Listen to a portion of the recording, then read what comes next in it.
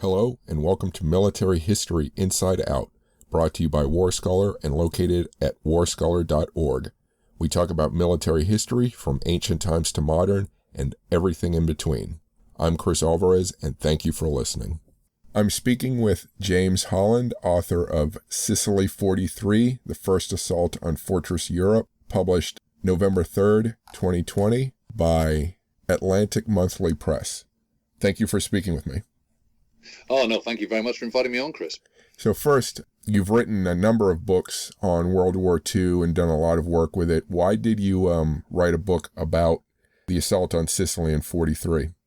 Well, I suppose it was kind of sort of missing chapter. I sort of did it chronologically out of order because the previous book to that had been a new narrative history of D-Day and the Normandy campaign called Normandy 44. Mm-hmm. And I suddenly realized that actually quite a lot of lessons had been for Normandy had been learned in Sicily. And I was very aware of it because some years ago I was actually doing a fictional series following a kind of sort of British Tommy, a kind of rifleman, mm-hmm. through the Second World War, through World War II. And the last novel I did was set in Sicily. So I'd done quite a lot of research. I'd been out to Sicily. I'd kind of, researched into the campaign quite a lot. Mm-hmm. And subsequent to that, I was also invited by the British Army to go on a couple of battlefield studies out there. So it was a part of the world that I knew pretty well. And I felt that the narrative that did exist didn't chime with what I had learned from walking the ground, reading about it, studying it, and all the rest of it. So it just felt like there was a big missing gap. And looking into it, you realize that the kind of last major narrative history of the Sicilian campaign was Carlo d'Este, back in about, the late 1980s. I think it was 1987 or 1988 or something that it came out in the US. Mm-hmm. And that's a good old time ago now. I mean, that's kind of over 30 years. Yeah. So it felt that it was, we know a lot more about World War II now than we did then because of the ease of getting to archives and digital photography and stuff. It makes a researcher's job an awful lot easier than it used to be. And I just felt it was time for a kind of a fresh account, and it was something that personally interested me a great deal. I mean, for me, it's the coming of age of the coalition, mm-hmm. the United States and Britain, and to a certain extent Canada as well. Mm-hmm. And suddenly you see this that they've kind of, Britain has been kind of trying to work out how it's going to fight its war. The United States is kind of catching up very fast, but is still kind of sort of new to it in a way. Certainly into the European war. And suddenly it's like, okay, we know how to harness our assets. We know what this involves. We know how to use steel, not flesh, as much as possible. Mm-hmm. And this is a brotherhood of air, land, and sea. Mm-hmm. And it's a completely new way of fighting a war. And frankly, the Axis forces didn't know what had hit them, as far as I can tell. And I felt that the Allied achievement on Sicily was actually greater than most historians traditionally have given them credit for. What time period do you cover in the book? Do you go for much before the battle, preparations, and do you just go chronologically through the entire campaign?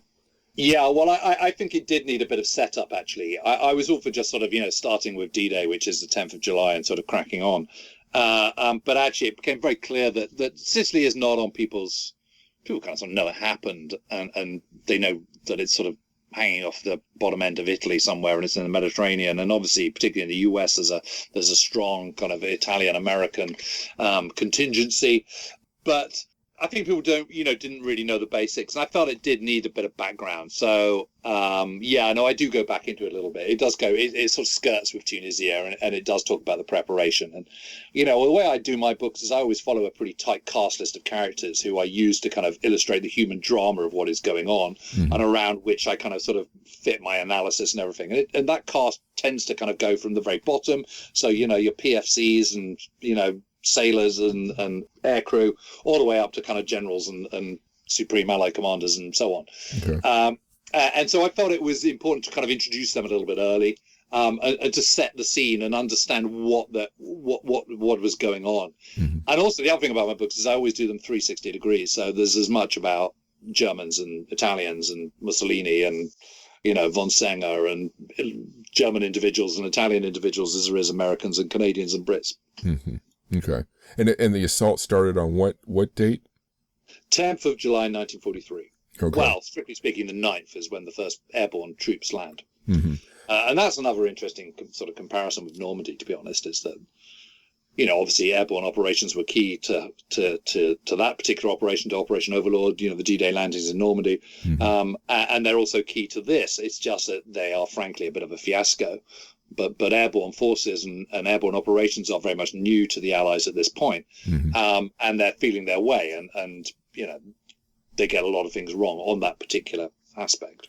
So first, how important was Malta in this invasion? Yeah, Malta's key, because if you're doing an amphibious invasion, you really do need air superiority over the combat zone. Mm-hmm. And this is what constrains the Allies as to where they can go next from Tunisia. Because, yes, you could go to Sardinia just about. You can't really go to Greece and the Balkans. And you can't really go just sort of straight into southern Italy, because you need to have air cover and you need to have air superiority over those landing zones. Because at the moment you're landing, you're obviously incredibly vulnerable to enemy air attack. Mm-hmm. And so that needs fighter cover. And the problem with fighters is that they have comparatively short range. Mm-hmm. So the closer you can get your fighters to the place you're trying to invade, the better. And suddenly there is Malta, which has been besieged just the previous year. Mm-hmm. You know, and in the spring of 1942, Malta is the most heavily bombed place on the entire planet at that particular time. So it's suffered badly. But it's kind of held on. It never succumbs. It doesn't surrender. It doesn't get invaded. They managed to kind of sort of build up their strength again. So that by kind of the summer of 1943, it's absolutely teeming with fighter aircraft. And it's also the perfect base from which the senior command can sort of operate. So, you know, that's where you've got the naval operations headquarters. It's where you've got the air operations headquarters. It's where you've got, Eisenhower's there on D-Day. General Alexander, who is the overall land commander, you know, he's there on D-Day too. And when I talk about D-Day, I'm talking about D-Day for Operation Husky, the invasion of Sicily, rather than the one in Normandy. Got it. So, you know, it's absolutely vital, is the truth of it. I mean, it is also the case that there are Allied air forces operating out of northern Tunisia, particularly at Cape Bon, which is the kind of northeast part of Tunisia. Hmm. But even from there, that's quite a long way. And obviously, if you've only got limited fuel, you've got to get to the island, then you've got to get back again. So the further you've got to go and the further you've got to get back again, the less time you've got over the combat zone. And it's time over the combat zone which is absolutely key. Mm-hmm. So the fact that Malta is only 60 miles to the south and to the southeast, which is where the main concentration of the landings is, because where you want to get to conquer the island is the northeast of the island, which is the Straits of Messina. That's the link between Sicily and the boot of Italy. So you want to get there as quickly as possible. Obviously, you need landing beaches because you need to deposit your army, your amphibious forces from the sea. So that's in the southeast of Sicily. So it's really convenient that Malta is there. So Malta has always been this incredibly important strategically island and has been throughout the Mediterranean War.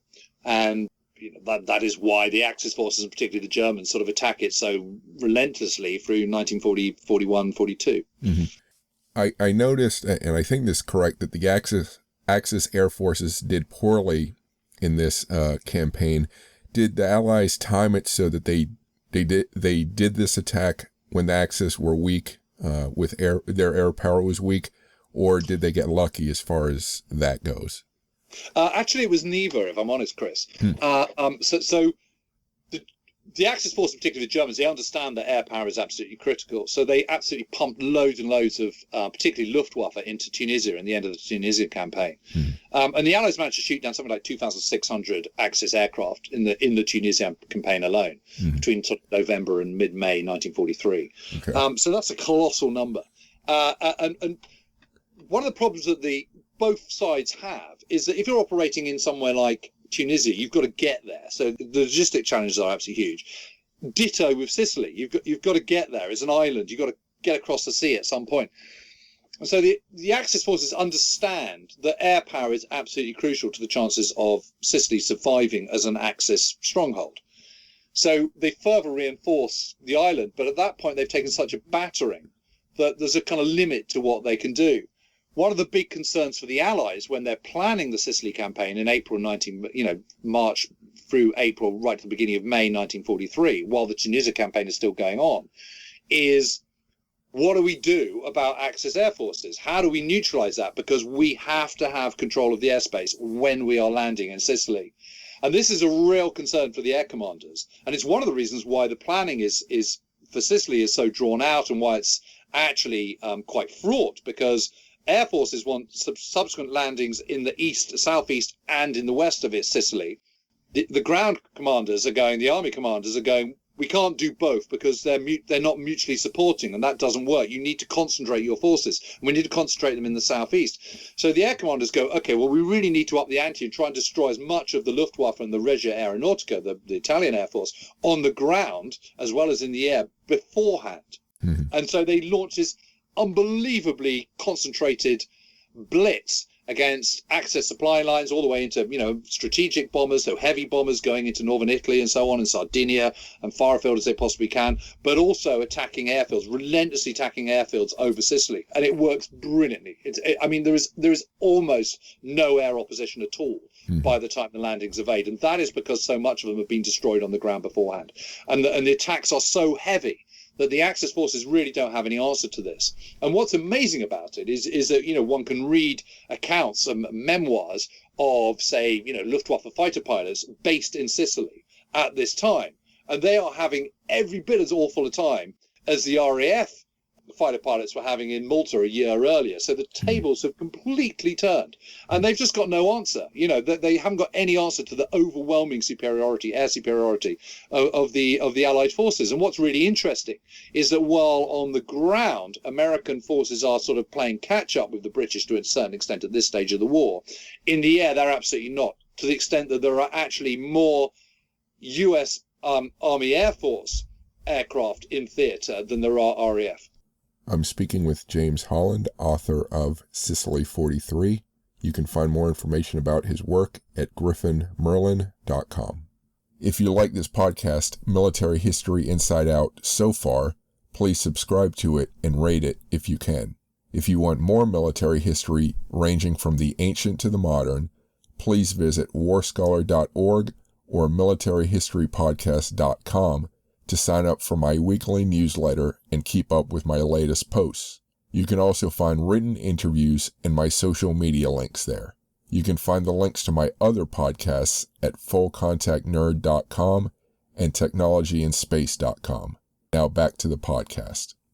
I guess a lot of the Axis forces or German forces were tied up in the Eastern Front at this point. That's why they couldn't reinforce. Yeah, but not air forces. That's the point. I mean, as a comparison, over the sort of main summer months, June to kind of beginning of October 1943, 702 Luftwaffe aircraft are lost over the Eastern Front, but 3,504 are lost in the Mediterranean. Wow. So, one has to be very, very careful about assigning strategic importance to boots on the ground. Depends how you're fighting your war. And the point is that in the Mediterranean, you are limited by a geography about how many men you can actually fit in one particular theatre. I mean, no one would argue that Guadalcanal, for example, was not a battle of enormous strategic importance in the Pacific War. And yet, obviously, compared to the number of troops involved on the battles on the Eastern Front in the Soviet Union, it's a pinprick. But there's a limit to how many men you can actually operate in a tiny island in the middle of the South Pacific, in the Solomon Islands. Yeah. Whereas, in the open expanse of the Russian steppes, you can kind of fit as many men as you can manage to, you've got transport to get there, basically. Mm-hmm. And I saw that the amphibious assaults, the initial landings were pretty, weren't so bad for the Allies. What was going on with the Axis powers that they didn't properly defend against the landings? Yeah, well, the relationship between the Allies, between the Italians and Nazi Germany, is completely broken down by this point. It's always been a pretty fraught relationship anyway. Mm-hmm. The only thing that sort of keeps it going really is the personal relationship between Hitler and Mussolini. And weirdly, Hitler continues to be kind of both personally quite fond of Mussolini and kind of quite respectful of him, well beyond a point where the senior German commanders have lost kind of much respect for, of any respect they had for senior Italian commanders, and certainly, Italian politicians and so on. So the relationship is breakdown. I mean, one of the things that's an absolute trait of Nazi Germany is that it always treats its allies absolutely appallingly. And Italy is no different in that. What you do see, though, is I mean, the Italian military is just really behind. It's just not as kind of modern a nation as United States or Britain or France or Germany. It just isn't. It's not as motorized. It doesn't have access to resources. It's stuck in the middle of, in the Mediterranean. It doesn't have access to the world's oceans. So there's a limit to what it can do. It's still quite impoverished in many ways, particularly on Sicily, particularly in southern Italy, and the military is just not. It's just not fit for purpose in 1939 or 1940, and repeatedly gets trounced until the Germans come and support them and pick them up a little bit. What I would say, though, is that despite the appalling kind of officer training process and the kind of the way the army is organized, inevitably by fighting such a long campaign from kind of September 1940 right through to kind of May 1943 in North Africa, there are certain elements within the Italian army that kind of learn through the process of experience, learn the hard way how to fight quite effectively. And what one does see is at the end of the Tunisian campaign in kind of March, April, May 1943, Italian troops are, on the whole, fighting pretty reasonably. And the British Eighth Army hits a complete brick wall in Federville, for example, and has a particularly tough fight at a place called Tacruna in northern Tunisia, and really can't push a way forward. That final furlong up to Tunis and Carthage and so on has to come around the back through the Majerda Valley, and so there is a sort of competence within the Italian army in Africa. But once that battle is over, once all those Italian troops are killed, wounded, or put in the sack, end up being prisoners of war, there's really nowhere else to go.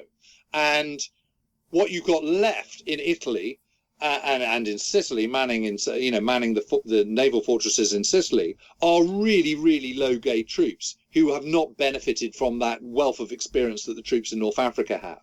And so you're back to square one. Troops that are badly equipped, badly led, badly organized, and they're just no match for the Allies. They're no match for the Allies' material strength, material wealth.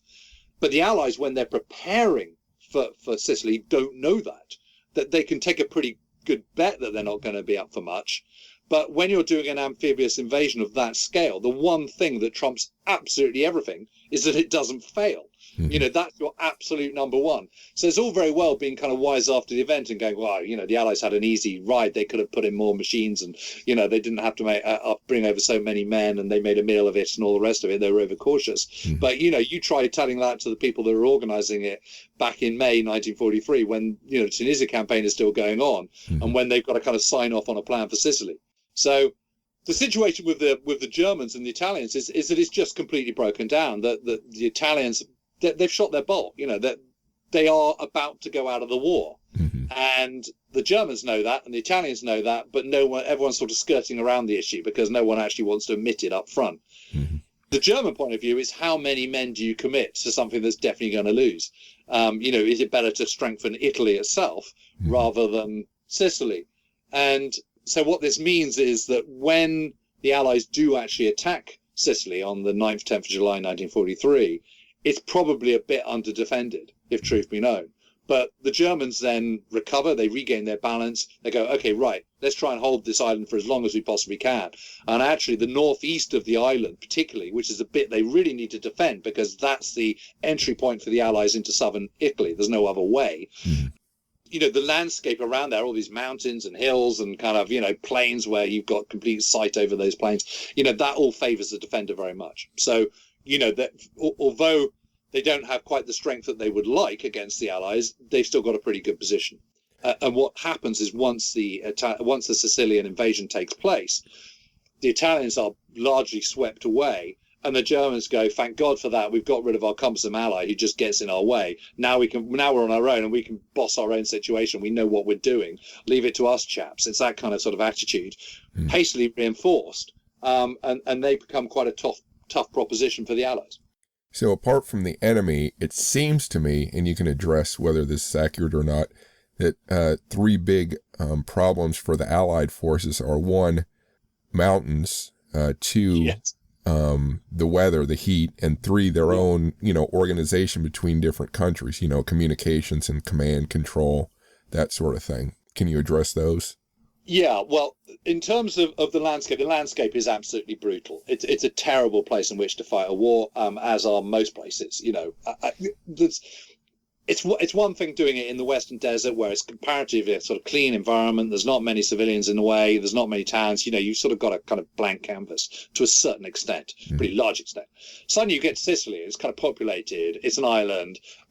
Everything needs to come across, 90% of it is coming from the sea and not air. That has huge logistical complications and difficulties. Shipping space is absolutely paramount. When you do get there, you've got loads of mountains. You've also got malaria-infested plains. The infrastructure in Sicily is not great. It's part of Europe, of course, but Sicily's quite backward compared to kind of northwest Europe, for example, or Britain, for example, or Germany. So that poses all sorts of challenges. It's July and August. I mean, if you look at the sort of Baedeker travel guides of the 1930s, it's very clear. It says, whatever you do, don't go to Sicily in July or August because it's just too brutal. The heat's too awful. And of course, that's precisely the months that the Allies go. And we all know how much metal conducts heat. Imagine wearing a helmet when it's kind of, whatever it is, kind of boiling point, 40 degrees Celsius. It's absolutely brutal. It's like putting your head into a furnace every single day. The heat just comes down. So then you've got all sorts of associated issues. Water, where do you get your water from? Disease is rife in Sicily, so it's not just malaria, but malaria is completely rampant, but also kind of hepatitis, dysentery, and all sorts of other kind of agues that you really don't want your army getting. So that comes all sorts of problems. And then the big problem is that, when you're trying to cross the Catania Plain, which is the kind of sort of flattish bit, but in the central eastern side of the island, which is basically your shortcut up to Messina in the northeast of the island, the enemy have got the foothills of Etna, and Mount Etna dominates the whole kind of center and northeast of Sicily, sort of a bit like Sauron's eye from kind of Lord of the Rings or something.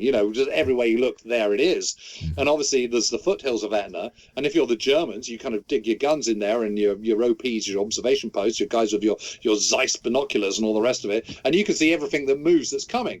And you can particularly see everything that moves that's coming because when you come, there's not an awful lot of asphalted roads. And so anyone coming by truck or even just marching is going to kick up huge dusts of, clouds of dust, which can be seen. So you then zero your mortars and your artillery pieces and all the rest of it. And it makes it very, very difficult for those attackers. And then elsewhere, you've just got endless hilltop towns. And what happens is you've got a road that leads up to the top of that town and another one that leads down. And that's your axis. You're, as an advancing army, you're canalized to using those roads. So obviously if you're the defenders, you shell those roads and you lay mines on them and you blow them up and make it very difficult for them to be used by the Allies. And then you put guns in the top and machine gunners and mortar teams and all the rest of it. And there's no substitute for just slogging your way up this. And of course, it's incredibly attritional, it's incredibly brutal, an incredibly difficult place in which to attack, even if you have superiority in machinery and firepower and all the rest of it and ordnance. So, yes, those are big problems. In terms of problems of coalition and command, I think those have been massively exaggerated. Personally, I don't think there were particularly big problems. I think what's amazing about the coalition between Britain and the United States is just how well they all cooperate. One has to remember that 7th Army, when it becomes 7th Army at midnight on the night of the 9th, 10th of July 1943, it's the first field army that the United States has put into action in World War II. Of course, there have been, the U.S. Army has been in action elsewhere at this point. You've had divisions in Guadalcanal and, and Philippines and all over the place. But this is the first field army to be put as an army into battle in the Second World War. So it's feeling its way still. In Tunisia, in the Tunisia campaign, that was one corps, and that US 2 Corps was attached to British First Army.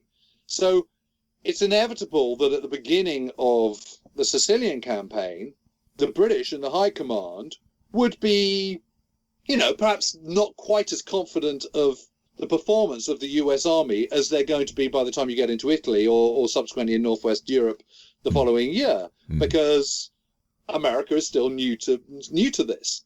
one has to remember that the United States Army in September 1939, when the war broke out with the invasion of Poland by Nazi Germany, was 188,000 strong, which put it about 19th in the world in terms of largest armies, sandwiched between Portugal and Uruguay, i.e., it was tiny. Between that time, ground zero really is kind of May and June 1940. That's the point where Roosevelt, as president, suddenly goes, hang on a minute, the Atlantic's not the great barrier we thought it was. We need to kind of up the game here. And suddenly starts dramatically rearming with this huge war budget and factories being converted and, suddenly Sherman's being built and endless B-17s and all the rest of it. That all happens very, very quickly. Everyone kind of assumes that the United States comes into the war after Pearl Harbor in December 1941, fully formed as the arsenal of democracy. Well, that's actually been quite a long process. That's been an 18-month process. Yeah. And it's not really until kind of, first half of 1943 that the U.S. Army is kind of strong enough or trained enough or got enough of everything that it can make a noticeable difference. So there is, British 8th Army with the Canadians attached takes the lead at the beginning of the Sicilian campaign. But very quickly, Patton's 7th Army proves itself. It proves itself in the counterattacks that the Axis forces direct against the main Central American landing at Gela. It particularly proves itself in the clearing of the western half of the island, which in terms of military opposition is not particularly taxing. But in terms of logistics, the operational art of just managing your army of such a huge size and scale and that amount of machinery and trucks and tanks and half tracks and artillery pieces and mortars and all the rest of it, by God, does it deliver. I mean, it with bells on. And so very quickly, General Alexander, who is the Army Group Commander, the overall land commander, and General Montgomery, who is the 8th Army Commander, go, hang on a minute, these guys are good, and so says, right, well, you can come and help us clear the kind of the northeast corner. That would be great. The trouble is that we've all been seduced by General Patton's diaries. And what one has to remember is that Patton's diaries it's kind of it's an outlet. It's at the end of a stressful day. It's a means of letting off steam. And so he grumbles and complains and, those limeys and all this kind of stuff. But however cross he might feel about it at that moment, it's like that email that you write but then don't send for 48 hours. It's that kind of thing. And I think one has to be a bit careful of apportioning too much to that, because generally speaking, the levels of cooperation are enormous. And the person leading the way with that, of course, is General Eisenhower, who's the Supreme Allied Commander, who's just a supreme administrator, supreme diplomat, and really grips that high command situation. I mean, Britain and the United States are a coalition. They're not a formal alliance. And yet it works pretty well. There's a whole sort of point of contention over the use of roads. But the reason General Bradley, who is commander of 2 Corps at that point, is grumbling about the switch of 45th Division, the Thunderbirds, and 1st Division, the Big Red one, is because he has to kind of take the 45th Division further south and then sort of back behind the 1st Division. And he could have actually taken them north on the road that's disputed and which 8th Army wants to use after all. And that is, it's the logistic headache of it rather than being slighted as a nation that's the issue. And I think all of that has been rather kind of overblown, if I'm completely honest. In the big scheme of things, it doesn't really matter. And it's understandable at that stage of the campaign that 8th Army, with the Canadians attached, would be in the driving seat. Later on, very quickly, once the Americans and 7th Army have absolutely proved their competence and their capabilities, they're flung into the battle alongside 8th Army and find it every bit as tough, because inevitably they're suddenly coming up against these mountain hills and, defended towns and all the rest of it, just like 8th Army is. And, there is no substitute for that attritional slog, and that's just the way it is. And that's why you have these sort of hard battles on the north coast around San Fratello. It's why you have, these incredibly brutal battles like Troina, which is, is an incredibly well fought battle by the Americans, and one in which they ultimately prevail, but one in which is brutal. I mean, it's incredibly tough for both sides. So you might have answered this already, but first, considering how difficult it is for one country to do an amphibious assault, combining land, air, and sea, And now here you have multiple countries, multiple services, and then you have, like, I guess there were paratroopers and paragliders, and you had just such a mix of forces and services to coordinate. Who would you say are the individuals who were able to bring this all together? And maybe you just name them with some of these names, but who do you think made sure it gelled, more or less? Well, at the top of the tree is Eisenhower, who is, he's starting to really, really show his competence. And part of that is by drumming in to everyone involved. This is a joint effort. We have one single aim here, which is to defeat the Axis powers. We're only going to be able to do that if we pull together. And actually, it's a lesson for today, because we live in this rather binary time, don't we? You're either, if you're British, you're either kind of for Brexit or you're against it. You're either for Trump or you're against him. There's kind of, it's become incredibly partisan. You're either kind of for Greta Thunberg or you're against. And it's sort of, what is amazing about the coalition is just how well they cooperate. People have spent so much time kind of accentuating the discord. I would say what is much more impressive is accentuating the accord between the two sides. So you've got Eisenhower at the absolute top. His senior subordinates, the service chiefs, Admiral Cunningham in the case of the naval forces, Tedder in the air forces, Alexander in terms of the land forces, all of them are absolutely singing from the same hymn sheet. They are all absolutely, totally sold on this kind of, we have to pull together. We are part of the same team here, and we've got to kind of do this together. So that then filters down, and it is so important. I mean, we all know this from kind of businesses or sports or whatever. If it's rotten at the top, it'll be rotten at the bottom. If it's good at the top, if the message is clear and one of cooperation and coordination and coalition at the top, then that will also disseminate down. Then you've got the kind of the next tier, and particularly in the naval and air forces, people like Admiral Kirk and Tui Spots, Doolittle, Pete Quesada, Arthur Cunningham, these guys, Brereton, a lot of these Air Force commanders, both British or RAF and USAAF, they're absolutely on it. These guys are really good. And the other thing is also, particularly from the Air Force's point of view, they've been developing air power ever since the Americans turn up in the kind of autumn of 1942, and they've been working really closely together. And you sense there is this excitement about the possibilities of what air power can do, both strategic air power, where long distance heavy bombing and all that kind of stuff, but also tactical air power too. And that's basically close air support. That's where your air power is supporting what's happening on the ground. And all these guys are starting to become really, really good pals. So Cunningham, for example, who is the commander of the North African Tactical Air Force by the end of the Tunisia campaign, his number two is a chap called Larry Cuter, Brigadier General Larry Cuter, who's an American. They're absolutely they become, best mates just like that. They're really thick together. Cuter really gets it. He gets the whole kind of, they just sit there sort of talking about how they can make this better and more efficient and more effective and all the rest of it. And it's Larry Cuter who ends up writing the post-war US Air Force doctrine. And that all goes back to this time in North Africa and the Mediterranean. Ditto, Doolittle, Brereton and Cunningham, they get on really well. They're quite good pals very quickly. Spots and Tedder get on well. So you get this level of sort of coordination. The same cannot be said for Patton and Montgomery. They're just too brittle as characters. They're too divisive. They're too egocentric. But what I would say, and I would say this about, from Montgomery's point of view, he's jolly glad to have the American help, particularly in the second half of the campaign. There is, as far as he's concerned, there is no such thing as the race to Messina. From Patton's point of view, Patton is just, he's one of those guys. He's always got to be number one, and he's always got to win, and he can't be a loser. And he comes first, and 7th Army comes second, and America comes third. And he's just a bit of a megalomaniac. That doesn't mean to say he's a bad general. He's actually a very good general.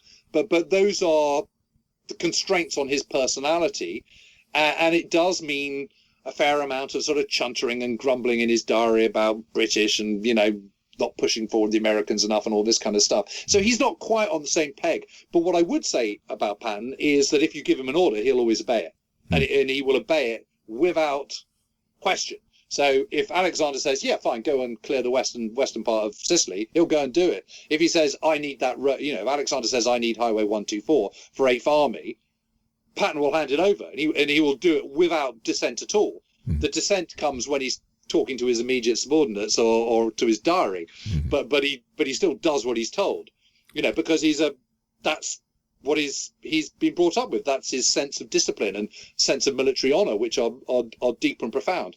So, overall, I think the kind of levels of cooperation are pretty good. And there is a moment where Oliver Leese, who is the commander of British 30 Corps, slightly steps on the toes of General Bradley, who is commander of US 2 Corps. Mm-hmm. And the moment that Leese finds this out, he immediately hurries over to see Bradley in person, apologizes profusely, brings him lots of booze, says, terribly sorry, old chap. And, they have a nice old knees up and, it's all put to bed. And to me, that is much more important and much more instructive from a historical point of view than going on about what someone says in their diary. I'm speaking with James Holland, author of Sicily 43. You can find more information about his work at griffinmerlin.com. If you like this podcast, Military History Inside Out, so far, please subscribe to it and rate it if you can. If you want more military history ranging from the ancient to the modern, please visit WarScholar.org or MilitaryHistoryPodcast.com to sign up for my weekly newsletter and keep up with my latest posts. You can also find written interviews and my social media links there. You can find the links to my other podcasts at fullcontactnerd.com and technologyinspace.com. Now back to the podcast. How much of this team at the higher levels was also the team that conducted the Normandy, and what lessons, did they learn many lessons here that were applied to how they planned out Normandy? Yeah, I think they did. And I think one of the key lessons was that during the planning for Sicily, which was a little bit fraught, although actually I think the plan they ended up with was absolutely the correct one. The big problem was that all the senior commanders were actually still involved in the Tunisia campaign. Alexander was the army group commander. Eisenhower was obviously the Supreme Allied Commander. Tedder, Spots, Cunningham, Brereton, all Doolittle and all these guys, they were all involved in the air operations in Tunisia too. And one of the key lessons is we need our planning teams focused just on planning. You can't have them commanding a battle on the ground and planning at the same time. It doesn't work. And what is really interesting, that although a lot of that same team that went from Tunisia to Sicily then went into southern Italy, the decision is made that for Normandy, which is so important, and again, I mentioned that Operation Husky, the most overriding thing of all is that it doesn't fail. Well, that is doubly true of Normandy. Mm-hmm. So it needs everyone complete focus, which is why nearly all the main Air Force chiefs get transferred back to Britain. So Spots, Tedder, Cunningham, Brereton, Doolittle, Quesada, they all end up in the Normandy battle. They're all part of the air plan for that. Mm-hmm. Admiral Cunningham doesn't go, but Somerville does. For example, Admiral Somerville is back in Britain. Mm-hmm. Patton obviously is brought back. Montgomery is brought back. So Bradley, of course, is brought back and actually supersedes Patton, becomes First Army commander, and then later becomes 12th Army Group commander in Northwest Europe. So a lot of the main players do end up back in Normandy. So that's one of the big lessons. The second lesson is that if you're going to use airborne operations, you really need to kind of change how you go about that. Mm-hmm. And one of the big problems that you have with the airborne operations is you've got among the best trained Allied troops being delivered to the battle zone by the least trained aircrew. Mm. And that's a major problem. And it's no slight on the aircrew whatsoever. It's just circumstances. So that, for example, for the British glider operations, most of those glider pilots have only 1.5 hours training on night flying. Wow. Which is not good enough. No. That's just woeful. And so it's no wonder that it's a massive cock-up, basically. And so those are kind of some of the biggest lessons.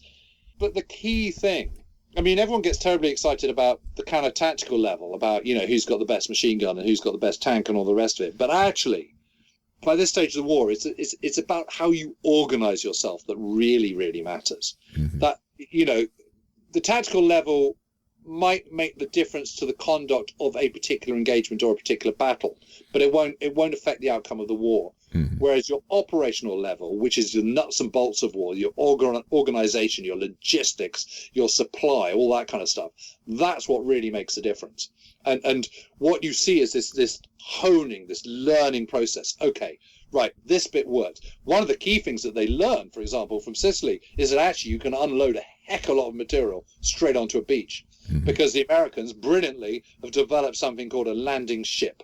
And a landing ship is 100 meters long, has a draft of 4 foot 8 inches.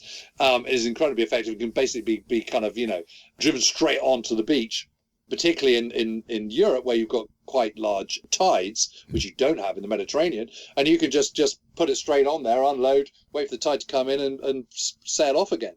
And this is, it's recognized in Sicily that they're going to need at least 6,000 tons of supplies every single day. So there is a huge incentive to get ports as quickly as possible. But actually, they don't get the ports until well into the campaign. And they only get around it by delivering supplies straight onto the beaches. And they do that incredibly effectively. And in that, it is the Americans leading the way rather than the British with their greater experience of warfare. You mentioned in the book, do you touch on the 99th Fighter Squadron? Yes. Can you mention just a few words about that? Yeah, sure. Well, these are really interesting because these are the Tuskegee Airmen. These are the first black fighter pilots that are put into combat, and they've got there through a much tougher rites of passage than any white fighter pilot would do so. And of course, one of the things is they've got to prove themselves, and they've got to prove they're really, really good. And because they've been held back, by the time they actually get to North Africa, and I think it's about April 1943. They're seriously good. I mean, they've got amazing numbers of hours in their logbooks, which means they're just better than most people. What they're lacking is combat experience, but they very quickly get that, and they gain that, and they absolutely prove their worth, and they prove that there is no reason for segregating these people whatsoever. And if anything, because of the huge amount of hours that they built up in training, they can adapt to the combat scenario much quicker than other fresh faces coming new to the picture. So they very quickly prove themselves, and it's a very important moment because it shows that black troops, African American troops, should and could and should be used in the front line. And it's another big marker on that change in showing that kind of segregation is unnecessary, unfair, is not how it should be, and part of America merging into a kind of a new era. And then I also note that the Mafia is part of your story. Yeah, well, it's interesting. I mean, the Mafia are very, very against Mussolini. They're very against that kind of central authority for obvious reasons, but particular reasons because Mussolini's tried to stamp them out in the 1920s and 1930s. Obviously, there's been a huge amount of immigration from Sicily to the United States in the first part of the 20th century. So there are millions of Sicilian Americans in the United States. The links between organized crime in the US and organized crime in Sicily are still very strong because of that cultural affinity of family ties and all that kind of stuff. And so it would be insane for the Americans and for the Allies not to use those links to their advantage. And what's really interesting is the ONI, which is the Office of Naval Intelligence, have already recruited Lucky Luciano earlier in the war to help them guard New York Harbor. So the idea that they wouldn't use those links in Sicily is frankly absurd. And they do. And actually, it's unnecessary because the conquest of Sicily is far more straightforward than the Allies fear. But of course, it goes back to that point that I was making right at the beginning, that the one thing you cannot afford is for Sicily to be a failure. So if there are people there in Sicily that can help, you're damn well going to use them. The flip side of that is, of course, it is something of a devil's pact. And what happens afterwards is, as they're trying to kind of impose Allied military government on Sicily, that is when the Mafia, which has been kind of largely dormant in the 1930s, suddenly is able to come to the fore. And all these mafiosi types start becoming mayors of their various towns and unveiling their way into Allied military government and frankly kind of organizing the black market and all the rest of it. And you could argue, and I think argue reasonably convincingly, the resurgence of the Mafia has a lot to do with the Sicilian invasion by the Allies, the invasion of Sicily by the Allies in 1943. And the reason that they're still such a powerful force today goes back to that day, because they've never really kind of taken a step backwards ever since that time. I've read that the U.S. Army in Italy actually had problems with protecting convoys from basically thieves ambushing and trying to steal supplies and that sort of thing. Yes. Yeah. Well, I mean, it's quite interesting. I mean, Charles Paletti, who was the first American Allied military governor of Palermo in the western half of the island, he had been briefly Governor General of New York. Lucky Luciano was imprisoned in New York at the time, even though he was still able to sort of continue his criminal activities. The first person that kind of becomes Charles Paletti, who's obviously Italian-American anyway, you can just tell by his name. The first person to kind of unveil his way as kind of Paletti's right-hand man, translator, driver, kind of deal broker, and all the rest of it is a rather unpleasant individual called Vito Genovese, who was Lucky Luciano's right-hand man in America and was running his gangster operations when Lucky Luciano was first imprisoned. So, when you know that particular string of coincidences and links, it's not that much of a stretch of imagination to see how this sort of corruption starts to take hold. And later on in the war, in 1944, actually, Paletti then becomes governor of Naples. And Vito Genovese is still there and is running the biggest black market racket imaginable, and causing untold misery to millions of Italians. And also running a drugs racket, because he's kind of black marketed loads of penicillin, which is coming over, and all the rest of it. It's a dark period, and it's a stain on the otherwise rather remarkable Allied effort, frankly. So, do you touch at all on? I know the massacre at Biscari airfield. Do you touch on that at all? Yeah. No, I absolutely do. And I think you do have to kind of turn to Patton a little bit, because he made very, very incendiary talks. He would do these addresses to the men beforehand. He'd pitch up in his Jeep and his command car and stand up and go, I want you to kill all these bastards and all this kind of stuff. And for a lot of people, it interpreted that as a carte blanche that if you want to go and shoot a whole load of prisoners, no one's going to really kind of bat an eye. Certainly not General Patton, and he's the top man. So I think that was a bit of a problem, and in the case of the guys at Biscari, it's absolutely clear that they've had a bit of a turn. They're suffering from some kind of combat fatigue at the particular moment when they lose the plot and unleash the guns. But it's an interesting one to speculate on. Would they have done so had Patton not kind of given them that kind of what they perceive to be a kind of legitimacy? I mean, you got to understand that the guys that are doing this are. It's a couple of men, and it's a couple of incidents, but it's a pretty bad one. I mean, in terms of the numbers killed at Biscari, it's kind of on a level of the same as the Malmedy massacre in the Battle of the Bulge, for which, rightly the Americans were very bitter about and kind of followed the SS guys who were involved in that. They ran them to ground post-war and brought them all to trial, and justifiably so. But it's a similar number of people that we're talking about here that were slaughtered, Italians and Germans that were slaughtered by these Americans at Biscari. So, it's not a great moment, but, bad things happen in war. I mean, that, and both sides, and, one wants to be careful of kind of singling out the Americans. Everyone was involved in war crimes during World War II. So let me just turn to how you did your research. What kind of sources did you use? And I think you mentioned you've been to the sites as well, right? Yeah, well, I'm a big believer in walking the ground. It's only when you walk the ground that you can understand why these events happen in the way they do, because suddenly you're looking at the folds of the land, you're looking at you get a sense of scale, a sense of the heat, the sense of the problems. You look at the soil, you think, gosh, that is thin. You can see why mortars would be very effective here, because, all the splintering of the rock and stuff would be, potentially lethal shards flying all over the place, which you don't get in the winter in Northwest Europe, for example, where it's kind of muddy and soggy and there's lots of rain and stuff. So, I'm a big believer in that. I also think it's important to kind of get your hands dirty and roll up your sleeves and go to the archives and look at primary sources. So, a lot of work in the States, a lot of work in Sicily itself, worked in the military archives in Germany, and of course in the UK as well. And it's also looking at memoirs and oral histories and testimonies and diaries and talking to some of the survivors and so on. So it's a hodgepodge, really.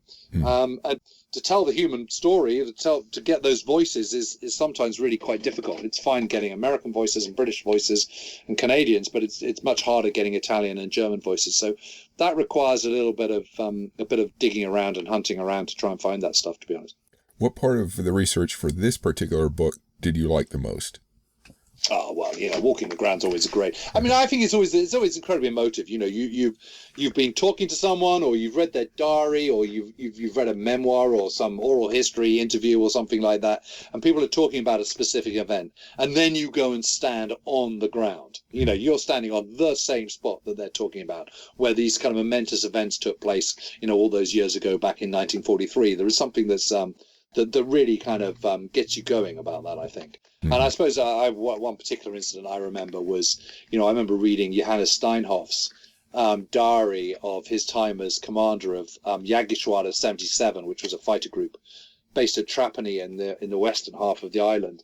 And in his diary is this terrific description of climbing up this hairpin bends of all these switchbacks on the road, and then coming up in this sheer rock face looking up to Monte Arici. And there at the foot of the rock face was this plateau, and there was the group fighter control center, and he could, from there, he could look back and see the Mediterranean, and he could see Trapani airfield and the rooftops of Trapani itself, the town in the distance. And I went up there with my daughter kind of pretty much this time last year, and using his diary. There it was. There was the rock face. There was the group operations center. There was the tunnel dug into the side of the mountain, which was their kind of air raid shelter. And there was the same view, and that's magic. That's really special. What was the most surprising thing you came across for the research for this book? Well, I suppose it was just how beleaguered the Axis air forces were. That was one thing that really surprised me. I suppose the other thing that really surprised me was getting to grips with just how tough a fight it was. Because so little's been written about it, and because there's been quite a lot of criticism about the Allies and their effort in Sicily, I was blown away by just what a tough place it was to fight. And when you're standing on top of Troina, or you're standing at Azora or Centuripe or any of these hilltop towns in which, over which incredibly tough, bloody battles were fought, you think, and you look out, and there is Sauron's Eye, there is Mount Etna in the distance, and you think, wow, 38 days to conquer this place, that's not bad. That's pretty good going. And it's that shift. That's that shift from the narrative which has become rather familiar to one in where admiration for all those fighting, whatever side they were, who kind of fought their way through such a brutal conditions in such a terrible place in which to fight. I think that's the thing that I took away more than anything else. Was there a question that you wanted to resolve that either you never were able to, or maybe it just took much more time than everything else, and you finally did come to a conclusion? Yeah, I think it's probably the Mafia one. I was really looking for that golden piece of primary research that would categorically 100% beyond any further doubt prove their direct involvement. And I'm afraid I'm left with lots of coincidences and lots of circumstantial evidence, which I think is pretty irrefutable, but it's not completely irrefutable. So I think that's the thing that that's the frustration. So you mentioned that, you want to fill the historical gap. Not much has been written lately about this. And you mentioned a few of the lessons you'd like people to learn. What would you say overall you most hope this book does for readers? Well, I just hope it really opens people's eyes to kind of what a pivotal, important battle it was. It's a moment where the coalition is coming to age. They're kind of coming of age. They're trying to work. They're starting to really work out the Allied way of war. There's this brotherhood of air, land, and sea, where land power, armies on the ground, boots on the ground, naval power, air power, they're in a circle that's constantly kind of supporting one another. I think it's that moment where it comes of age.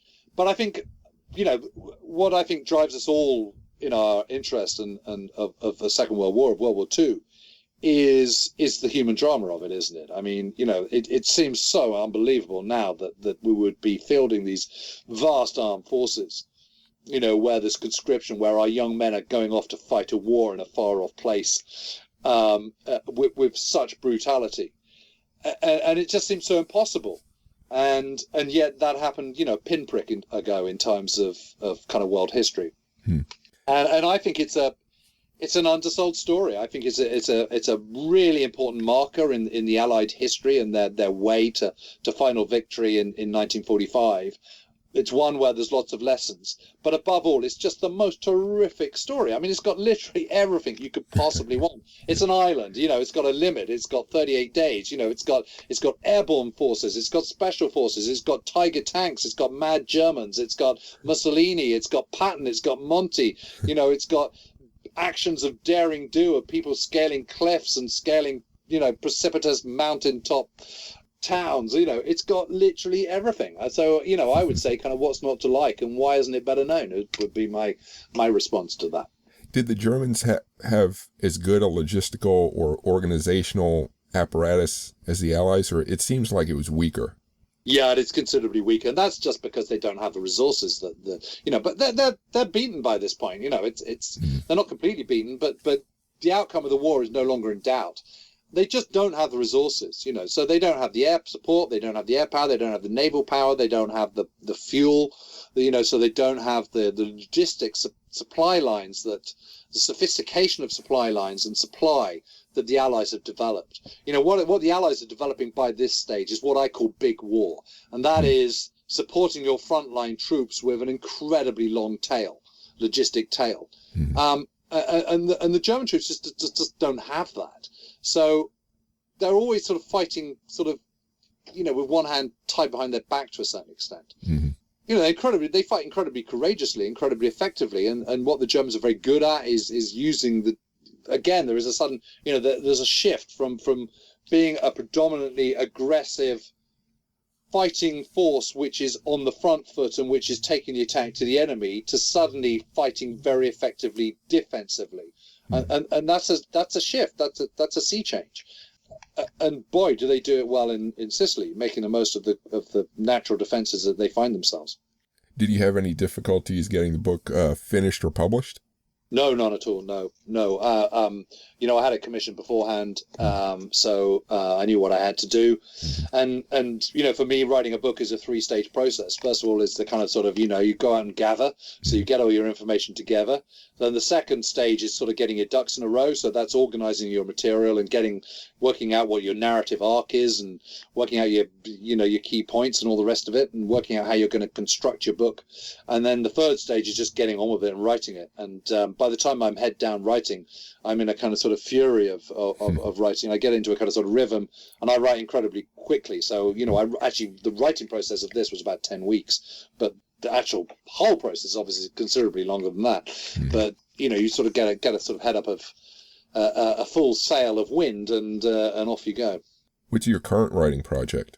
Yeah, I'm doing a kind of I'm doing a one which is I'm in the middle of a kind of 3-volume history of World War II in the West, but because of COVID, I just can't get to the archives that I need to do. So I'm doing a smaller book at the moment, which is called Brothers in Arms, which is following a particular armored unit, an armored regiment from D-Day through to VE Day. So it's a kind of sort of band of brothers, if you like, but following an armored unit rather than a parachute infantry regiment, or rather a parachute infantry company, I should say. Okay. Where can people find you on the web? Yeah, I'm at griffonmerlin.com. I also have my own podcast called We Have Ways of Making You Talk. And I'm on Twitter at James1940. So, I'm pretty easy to find if anyone wants to get hold of me. How do you spell Griffin? Yeah. Griffon, so it's a GRIFF Foxtrot ON MERLIN.com. It's Griffon and the Merlin were the 2 engines that powered the Spitfire. So that's my company name, my one-man band limited company, and it's the name of my website, which is griffonmerlin.com. Cool. That's all the questions I have. Do you have any final thoughts or words? No, not that I can think of, except to thank you very much, Chris, for having me on and for giving me such a good airing. It's always a privilege to be able to talk about this stuff. Yeah, and like you say, it sounds like a fascinating story. It just It's a seems great to have... story. It really is. I mean, I hope I've just done it justice, but forget the book. I mean, the story is really amazing. Yeah. All right, well, thank you so much for speaking with me. Thank you. Thank you for listening. If you like this podcast, Military History Inside Out, please subscribe to it and rate it if you can. If you want more military history ranging from the ancient to the modern, please visit WarScholar.org or MilitaryHistoryPodcast.com to sign up for my weekly newsletter and keep track of my latest posts. You can also find written interviews and my social media links there. Thanks for listening.